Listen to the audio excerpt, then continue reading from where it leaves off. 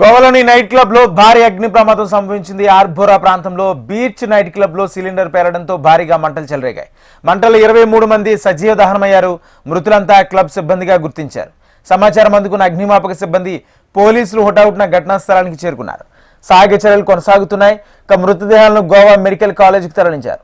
మృతుల్లో 3 మహిళలు, 4 పర్యాటకులు ఉన్నారు.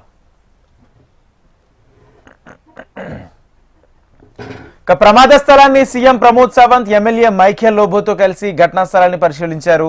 క్లబ్ సిబ్బంది నిర్లక్ష్యంతోనే ప్రమాదం జరిగిందని సీఎం సావంత్ ఆరోపించారు. ప్రమాదంపై పూర్తి స్థాయిలో విచారణ జరిపించి కారకులపై కఠిన చర్యలు తీసుకుంటామని సీఎం ప్రమోద్ సావంత్ అన్నారు.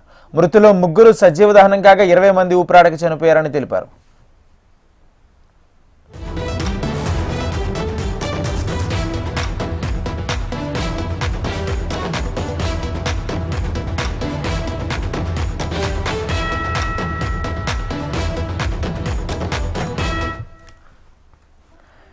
గోవాలో జరిగిన అగ్ని ప్రమాద ఘటనపై ప్రధాని మోడీ, రాష్ట్రపతి ద్రౌపది ముర్ము తీవ్ర దిగ్భ్రాంతి వ్యక్తం చేశారు. అగ్ని ప్రమాదం ఘటన చాలా బాధాకరమన్నారు.